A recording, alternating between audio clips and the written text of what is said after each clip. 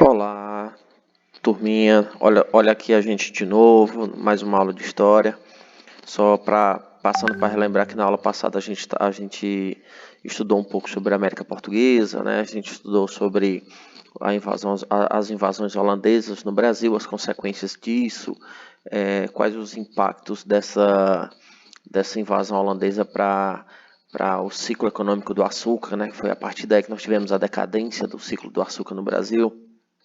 A gente vai ver sobre a instituição das bandeiras, das entradas lá em São Paulo, a dificuldade de escravos, eles acabavam procurando mais locais para conseguir ouro, mão de obra. Então, a gente falou sobre as invasões francesas que aconteceram no Rio de Janeiro e no Maranhão, as missões jesuíticas que foram invadidas pelos bandeirantes, tudo isso a gente falou na aula passada, relembrando aí um pouquinho, tá?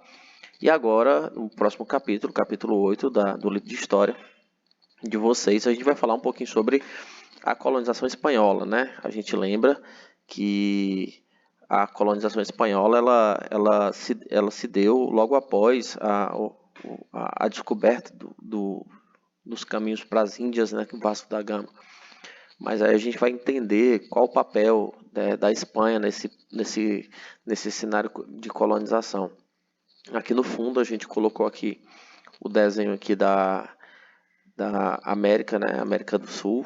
A gente vai perceber que o Brasil ele vai ter uma linha imaginária aqui, divisão de capitanias hereditárias aqui, e todo esse restante aqui vai ser a América Espanhola, tá? A América Espanhola ela vai ter um território vasto pelos espanhóis dominados nessa época. Então, a gente vai estudar aqui a sociedade, o tipo de cultura, qual a importância da igreja nesse papel todo, tá bom? Eu espero que vocês aproveitem, não vai ser uma aula muito longa, mas ela é de bom proveito, ela tem um papel muito importante na formação do conteúdo de história para vocês. Então, vamos em frente. Primeiro motivo, vamos iniciar. Inicialmente, a gente tem a motivação da ocupação da América Espanhola. Então, o que significa isso? O que motivou, né? Por que os espanhóis se lançaram na vida ultramarinha, né?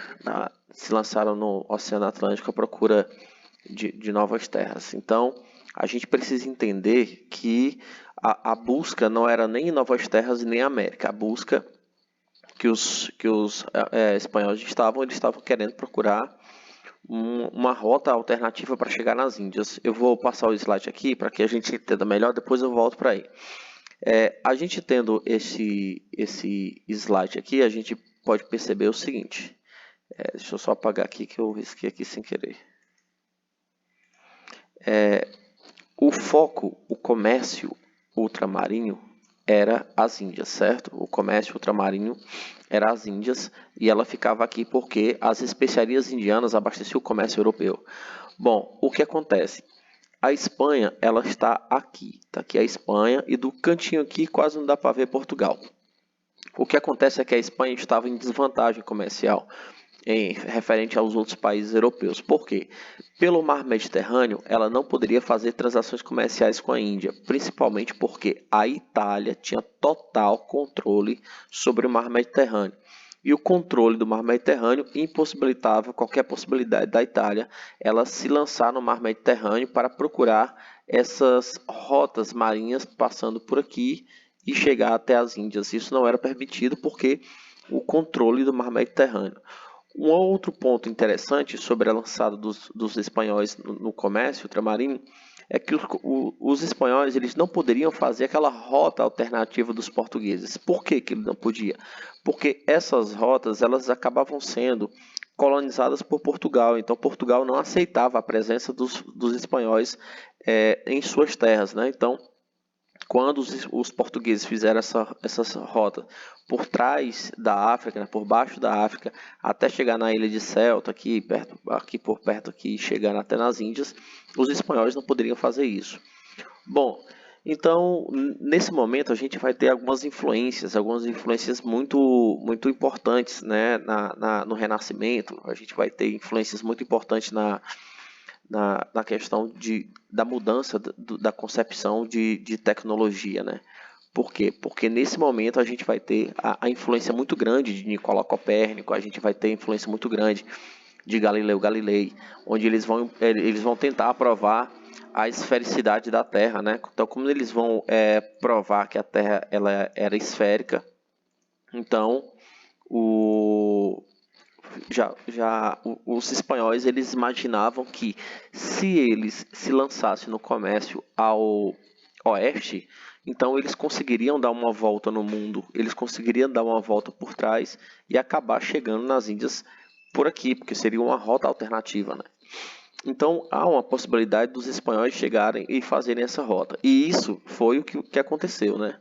Então os espanhóis, impossibilitados de usar o mar Mediterrâneo, impossibilitados de usar as rotas africanas, porque era dominado pelos portugueses, eles se lançaram para o mar Mediterrâneo, no sentido oeste. Eles vieram para cá no sentido oeste.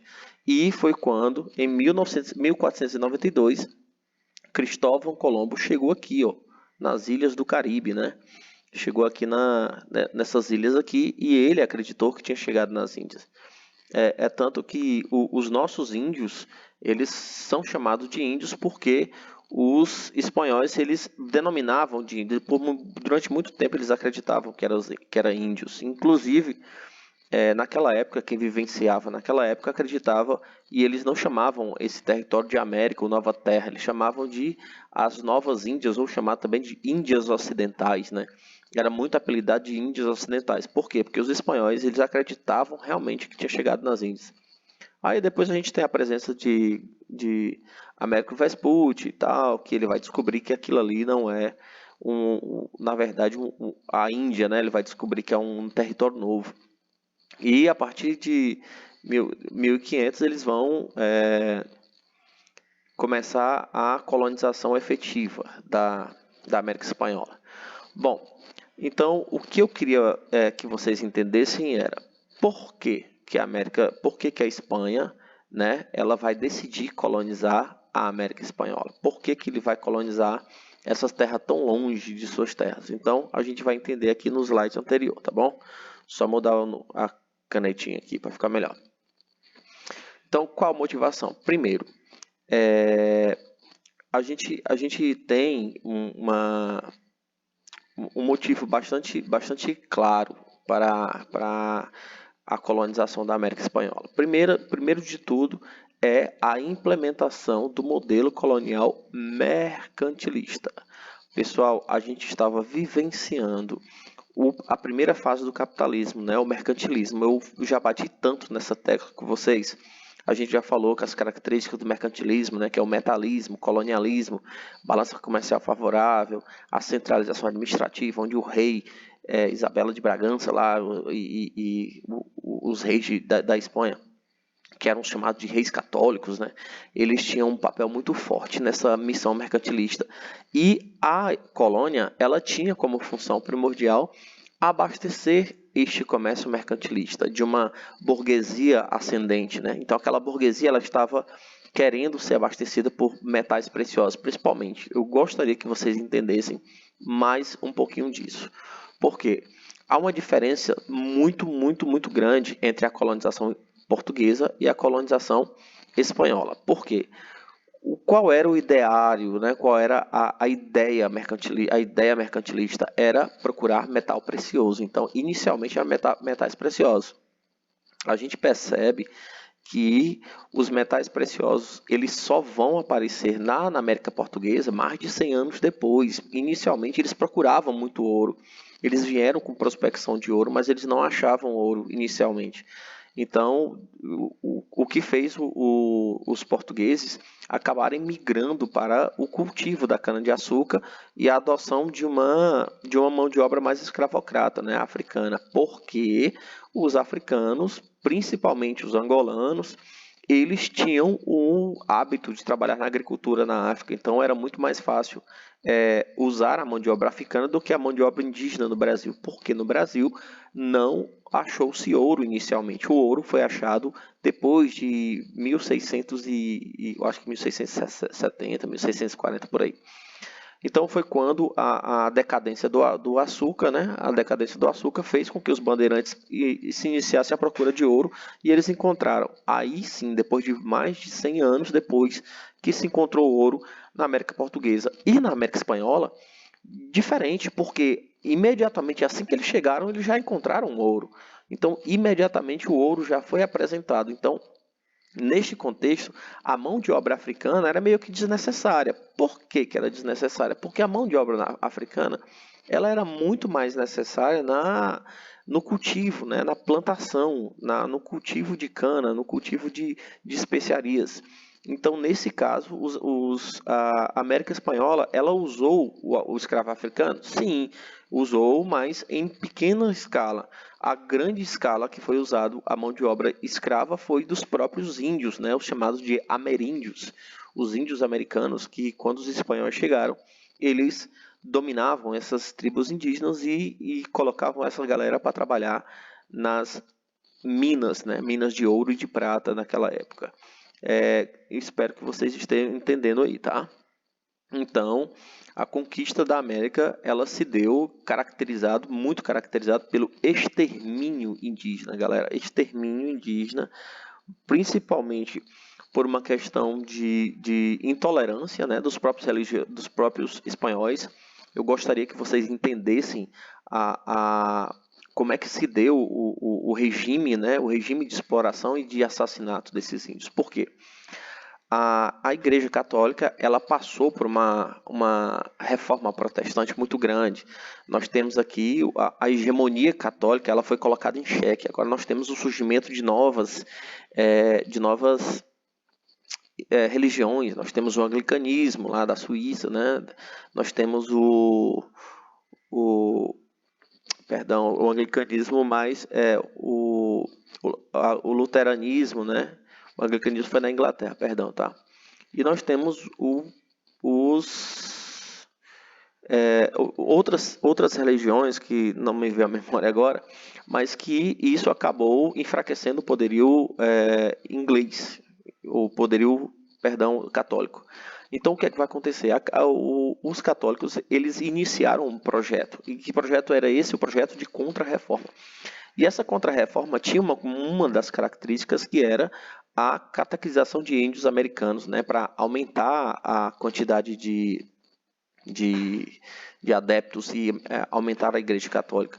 Então, junto com os espanhóis, porque eles eram os reis católicos, né, Isabel de Bragança, uma coisa assim.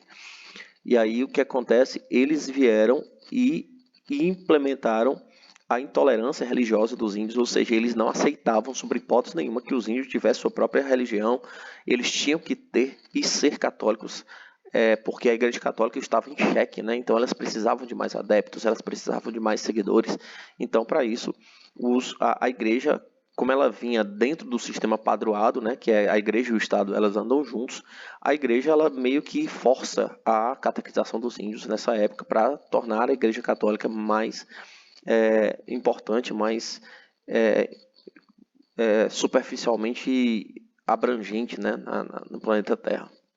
E aí, movidos principalmente pelas contra-reformas, né, que a gente já estudou isso em umas aulas passadas, que a Igreja Católica ela vai fazer isso, inclusive aqui na América a Espanhola também vai ter uma Santa Inquisição, né, uma Santa Inquisição na América Espanhola, mas isso é um assunto muito mais específico, a gente não vai entrar nele agora. Então, a Espanha implementou um modelo colonialista mercantilista que tinha como objetivo trazer riquezas para a metrópole, né? Então, a gente já estudou essas características.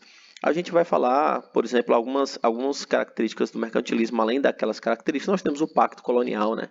O que é o pacto colonial? É o monopólio da metrópole, ou seja, o exclusivo comercial. Nesse caso, a colônia espanhola ela só poderia comercializar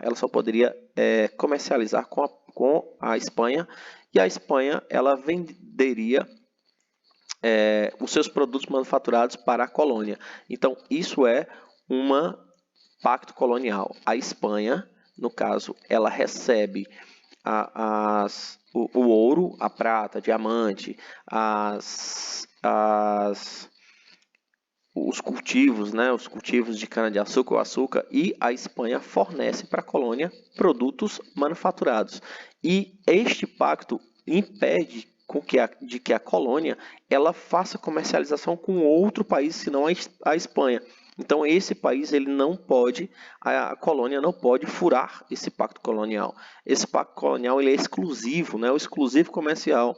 Então, há uma vantagem muito grande da Espanha nesse processo todo, porque a Espanha ela recebe a um preço muito baixo, né, um preço muito baixo as especiarias e os metais preciosos da colônia, e a colônia ela tem por obrigação comprar todos os seus produtos manufaturados da Espanha, enriquecendo mais ainda o sistema espanhol e fortalecendo ainda mais o rei espanhol, né? Depois disso aí a gente vai ter o desenvolvimento do absolutismo monárquico, né? A gente já viu que ele vai começar a enfraquecer depois.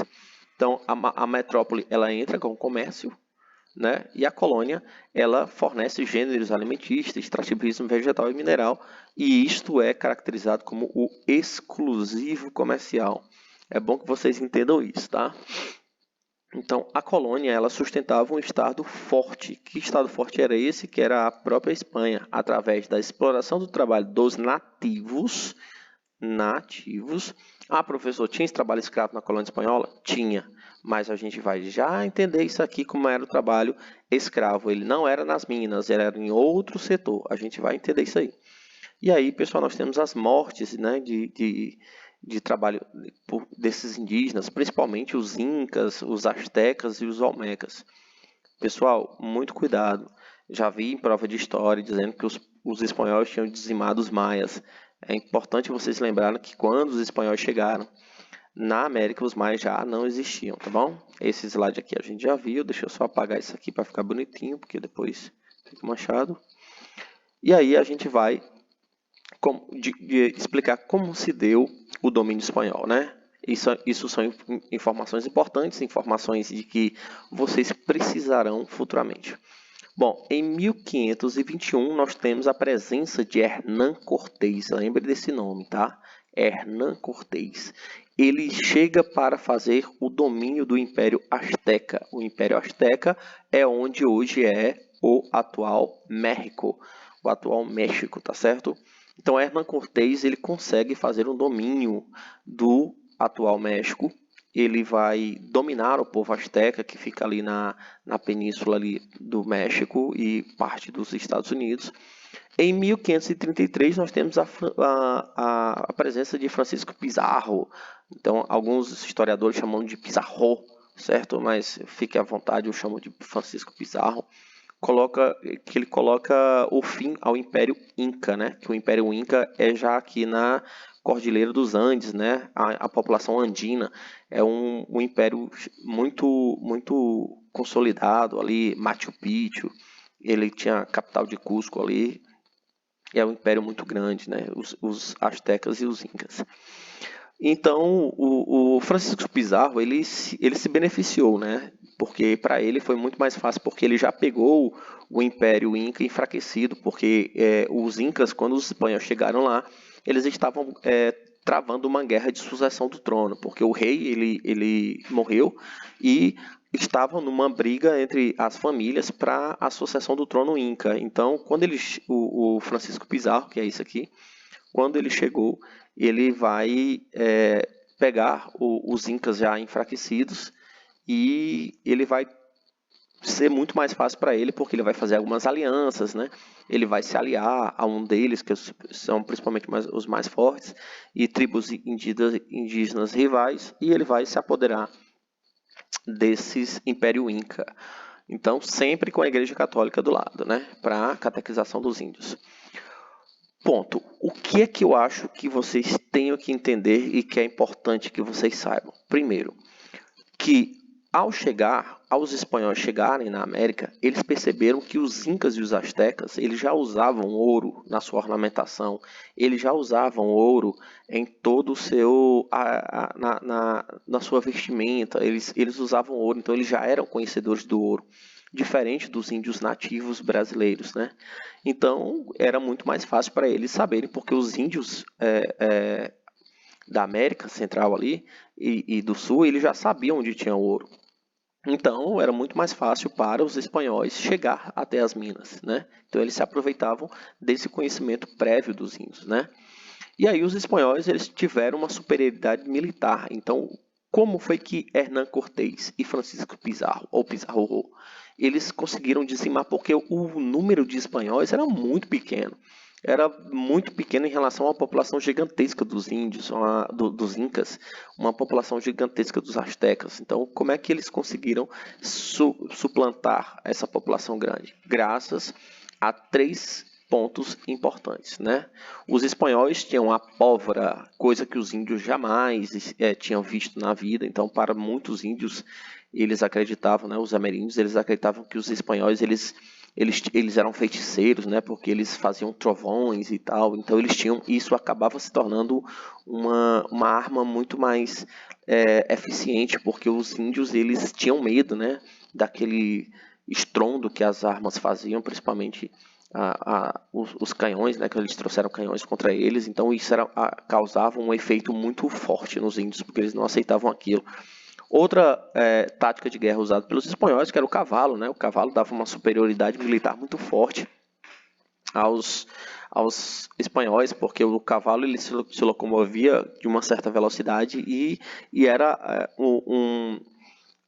um instrumento de guerra que os índios também não conheciam, né? Então eles não conheciam os cavalos e isso era muito ruim para eles. E claro, as alianças, né? Porque esses impérios, tanto os incas quanto os astecas, eles tinham inimigos que já eram inimigos naturais há muito tempo. E os espanhóis, eles conheciam esses inimigos e começaram a fazer alianças, né, com esses inimigos, se aliavam com esses inimigos e tentavam destruir esses impérios, né, principalmente os astecas e os incas, à procura de suplantar esses dois impérios e dizimar mesmo. A ideia era dizimar mesmo os índios e eles conseguiram. Aqui nós temos uma figura, né, uma representação da chegada de Hernán Cortés no México, né, nos astecas. Nós temos a figura do alpaca, né, aqui nós temos o Hernán Cortés e a chegada deles. Isso aqui é um negócio muito... não se sabe ao certo se foi assim que aconteceu. Aqui nós temos cenas de extermínio indígena, né, que eles enforcavam os índios e queimavam aqui. Vocês podem perceber que esse homem aqui ele estava jogando uma criança contra a parede, então os espanhóis eles dizimavam mesmo. Aqui nós temos cenas de terror mesmo, os índios morrendo pela força dos espanhóis. Então foi uma dizimação muito grande, né? Eles acabaram, principalmente, segundo historiadores, foi o maior extermínio da história moderna do mundo. O maior extermínio, eu estou repetindo para vocês, o maior extermínio da história moderna do mundo. Não houve um extermínio maior do que os extermínios provocados pelos espanhóis na América Central e do Sul, certo? E como era que era essa economia, né? Como que se dava a economia espanhola, da América Espanhola? A economia era metais preciosos, né? A gente estava baseado nos ideais mercantilistas, né? Então, os metais preciosos era a fonte de riqueza. Então, a gente faz de novo aquela comparação, né? Então, diferente dos portugueses, os espanhóis encontraram metais preciosos logo no início da colonização. E isso teve um impacto muito grande de como você vai usar o trabalho escravo. Por isso que os nativos e não os africanos, eles eram muito mais eficientes na minas de ouro, porque os nativos já conheciam os caminhos das minas, eles já sabiam onde tinha ouro, eles já sabiam como prospectar ouro, e os negros africanos não. Por isso que a América Espanhola pretendeu usar os nativos, certo? Os nativos. Ah, professor, mas você está dizendo que os negros, eles não foram usados? Não, eu não estou dizendo isso. Eu estou dizendo que a base, preste atenção, a base da economia da América Espanhola eram os metais preciosos. A base era metais preciosos. Mas, no entanto, a gente estudou que existia uma presença de produção de cana-de-açúcar nas Antilhas, né, que é lá no Caribe.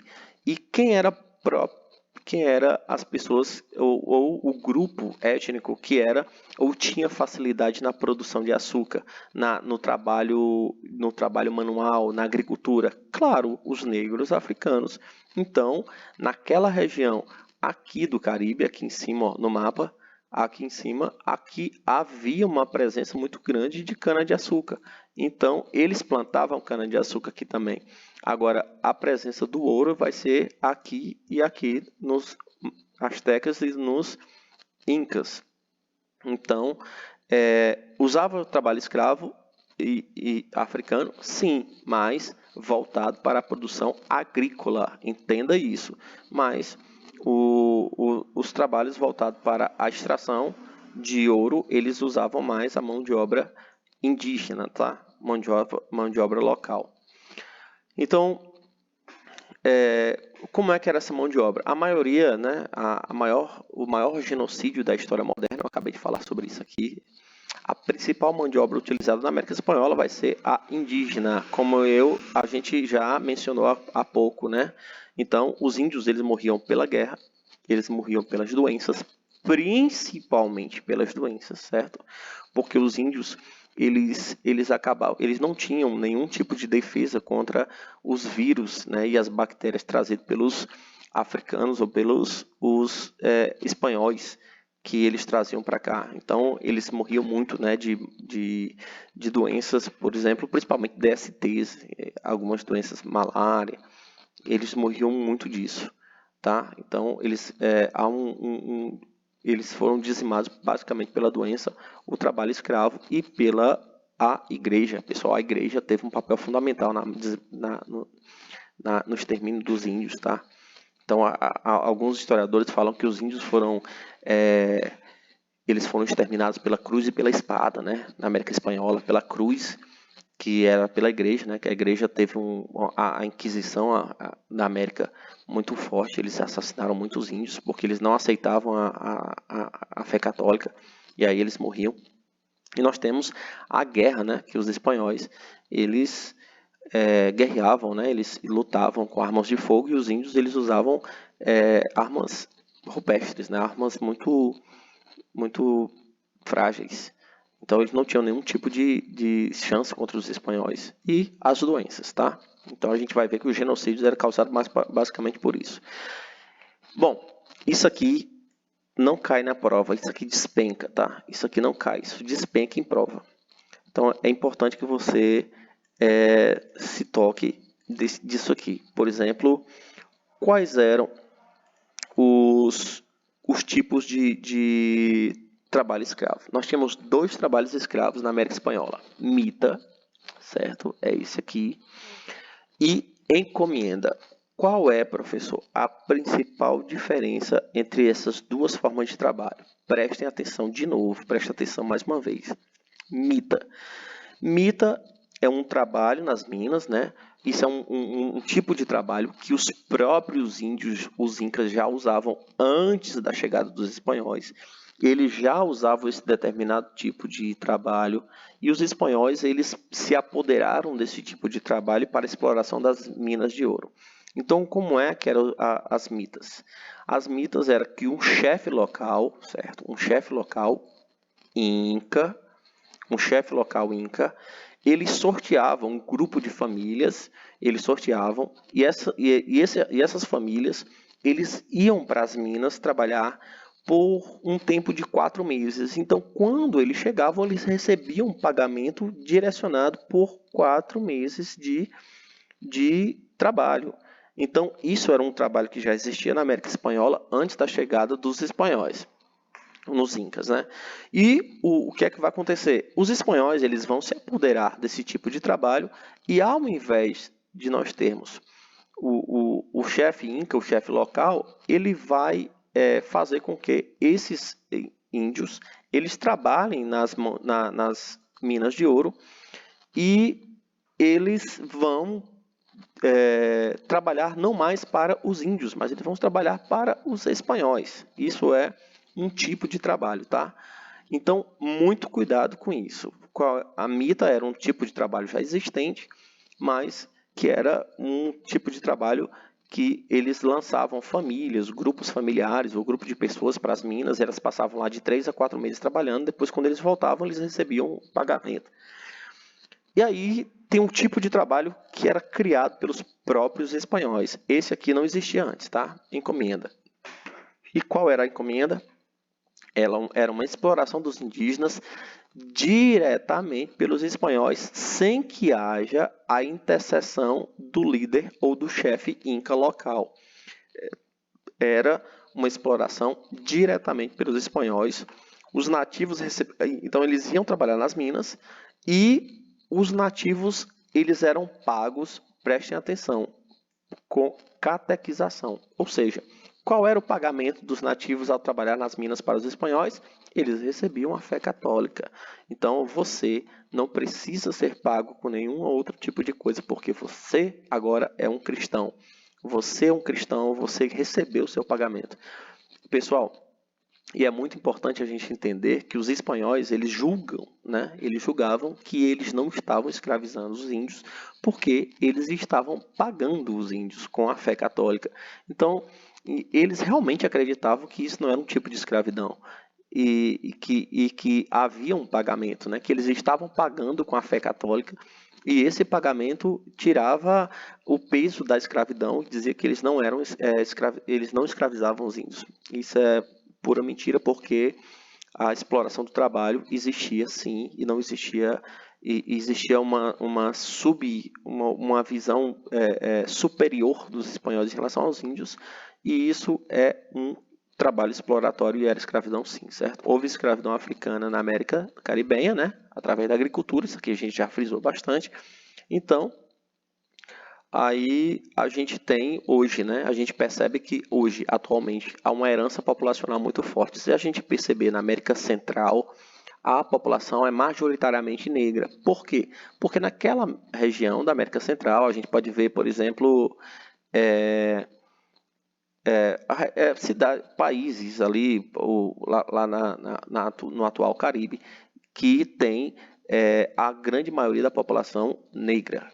Isso é herança cultural da exploração. A gente tem a terra lá de Bob Marley, que eu estou esquecendo agora, e a região andina, né, que é uma região que tem a grande maioria indígena. Até hoje isso é uma herança cultural muito forte, tá? Queria que vocês entendessem isto.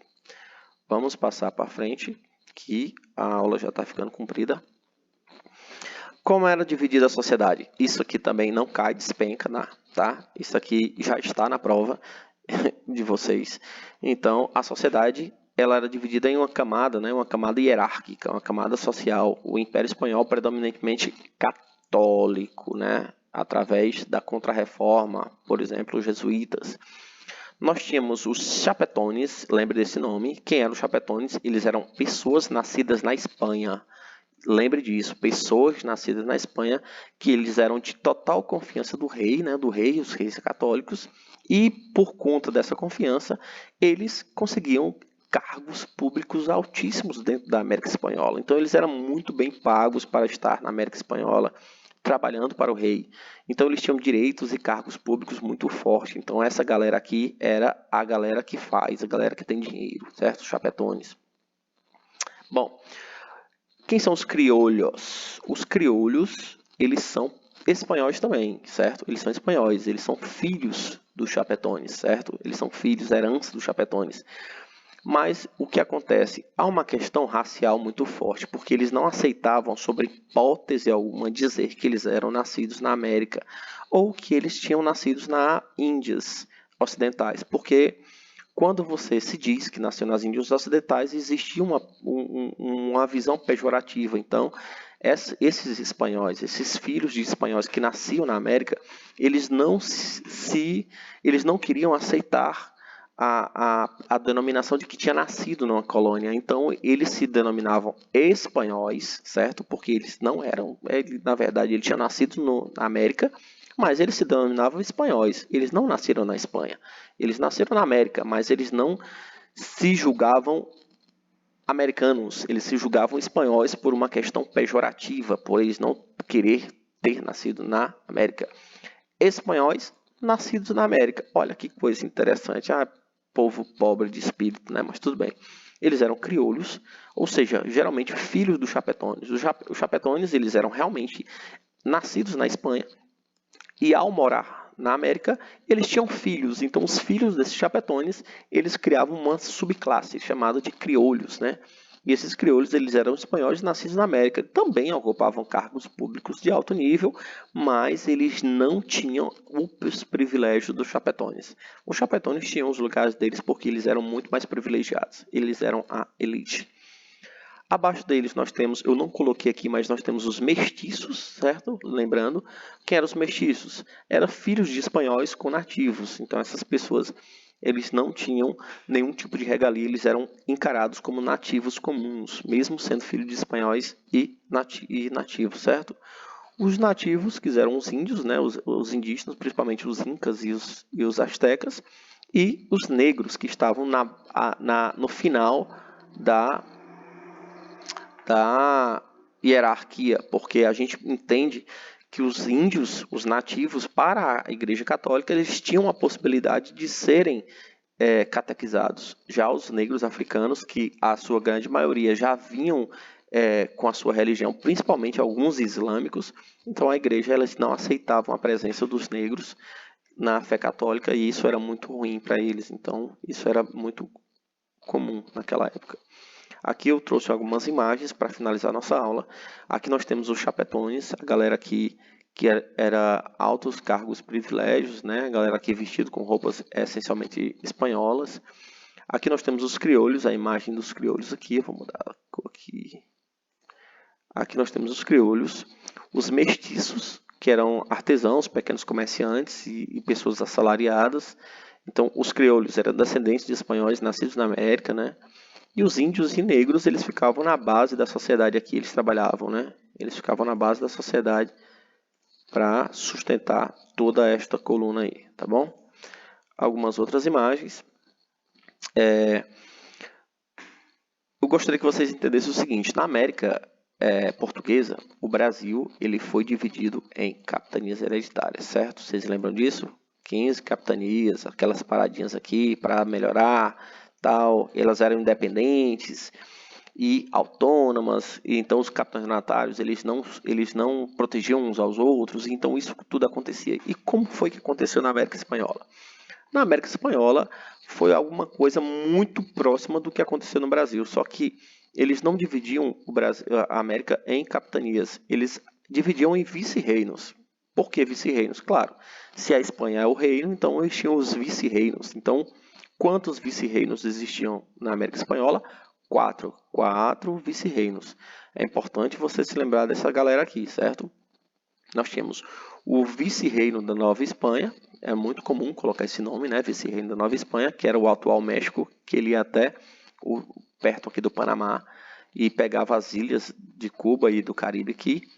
Nós temos o vice-reino da Granada. Granada é uma cidade espanhola muito conhecida, e aí eles colocaram o nome dessa cidade de vice-reino da Granada. O vice-reino do Peru, que vai ficar aqui, que era o domínio dos astecas, né, dos incas, perdão, e o vice-reino do Rio da Prata, certo? O Rio da Prata, que era a mina onde nós tínhamos a maior quantidade de minas de ouro e prata aqui na América Espanhola. Então, eles eram independentes, assim como as capitanias hereditárias, e eles tinham o seu chefe, assim como nas capitanias hereditárias, e eles eram mais ou menos uma administração. Agora eu tenho um ponto muito crucial aqui para vocês entenderem. Por favor, não esqueçam disso jamais. Eu lembro que eu comentei em sala de aula que as capitanias hereditárias eram uma administração privada. O rei, ele doava a terra para uma pessoa e essa pessoa, através dos seus próprios esforços, ele iria proteger aquela terra. ele era uma organização privada, não era do Estado. O Estado terceirizava, o rei português, ele terceirizava a administração espanhola, a administração das capitanias hereditárias. Ele dava a terceiros a característica de proteger, povoar e produzir nas capitanias hereditárias. E isso não se aplica na Espanha, tá? Por quê? Porque o rei espanhol, ele tinha total controle sobre cada capitania. Então, cada capitania é como se fosse uma colônia específica. Então, ele colocava lá um funcionário público, uma pessoa que estava ligado à Espanha. Eles não eram pessoas independentes. Cada vice-reino era como uma administração da própria Espanha. Não era uma administração nem hereditária e nem era uma administração privada, era pública. Eu quero que vocês entendam isso muito, muito mesmo, porque isso é cobrado demais. Então, nós tínhamos pessoas que adquiririam cargos públicos para ficar dentro desses vice-reinos, tá? Então, muito importante, esse slide é muito importante para vocês. Bom, e como é que existiam as administrações? As cidades espanholas que ficavam mais próximas do mar, a gente tem aqui a cidade de... Perdão, esqueci o nome da cidade. A cidade ficava mais próxima dos mares, as embarcações saíam e chegavam de lá e tinham um importante controle de comércio nas Índias Orientais. Nós temos essa cidade, a cidade espanhola, que ela controlava tudo, que era Sevilha, não, daqui a pouco eu me lembro, tá? Gravando ao vivo assim mesmo. Nós temos os cabildos, né, que é o sistema de administração das cidades da América, ou seja, no Brasil, o que a gente tinha de câmaras municipais, eu acho que eu já falei sobre isso, que as câmaras municipais tinham um negócio chamado de homens bons, né, que eram os homens que eram portugueses, que adquiriram cargos públicos para dominar ou administrar as colônias, né, as capitanias. Então, nesse caso, na América era chamada de cabildos, né? Então, cabildos era o centro administrativo, a administração das cidades americanas, da América, certo? Elas coordenavam o trabalho da colônia. Casa de contratação, tá certo? A casa de contratação, ela era na Espanha, tá, galera? Ela era na Espanha, não era na América. Ela tinha o total controle de tudo que entrava e tudo que saía da América Espanhola. Então, quando a gente vai falar sobre o pacto colonial, então tudo que saía da América só podia ir para a Espanha. E lá eles tinham o total controle de tudo que entrava e tudo que saía. A casa de contratação, ela gerava os impostos sobre o ouro, ela pagava o salário daquela galera que trabalhava lá, né, que eram os chapetones, cuidavam do salário deles, ela administrava o lucro, então ela vai ter um peso muito forte, né, no controle da chegada e da saída das especiarias lá na Espanha. E nós temos o Conselho das Índias, que o Conselho das Índias era administrado pelo próprio rei, não era como no Brasil. Não sei se vocês lembram, mas as companhias das Índias Ocidentais era uma empresa no Brasil, né? Uma empresa que foram criadas principalmente pelos holandeses. Mas na América Espanhola nós temos a presença do rei, né? O rei e seus conselheiros, ele tinha uma função de administrar todos os interesses relativos à colonização da América Espanhola, tá bom? E aí, para finalizar, a gente já está chegando a 45 minutos de aula. A administração colonial era dividida em a coroa espanhola, tá aqui o rei, né? Então, ele governava a Espanha, tá aqui, e governava a América também. A Espanha e a América. Ficou feio aqui esse negócio, vou apagar isso aqui. Ele governava a Espanha e a América. Dentro da Espanha existia o Conselho das Índias, que era colocado pelo próprio rei e seus conselheiros, e lá na Espanha tinha também a Casa de Contratação, que era a casa que controlava a entrada e saída de mercadorias das colônias para a Espanha. Então, entenda, a Casa de Contratação não era na América, era na Espanha que ela controlava a entrada e a saída. E o rei, ele controlava a América. De que forma? Através dos vice-reinos, certo? e as audiências, né, que era a justiça, né, era o órgão da justiça da América Espanhola. E nós tínhamos as capitanias gerais, que eram os cabildos, né, que eram como se fossem as câmaras municipais. Então, vocês podem, a momento que vocês quiserem, dar um pause aqui e copiar esse organogramazinho aqui, que vai servir muito para vocês na hora da prova, tá? E aí, eu coloquei mais um slide aqui, é basicamente a mesma coisa daquele, mas com algumas escrituras aqui, né? Algumas dicas aqui embaixo, tá? Para vocês melhorarem a aquisição desse conhecimento aqui, tá bom? Eu espero que vocês tenham gostado da aula. Um grande abraço para vocês e uma mensagenzinha aqui para vocês de coração. Tchau, tchau.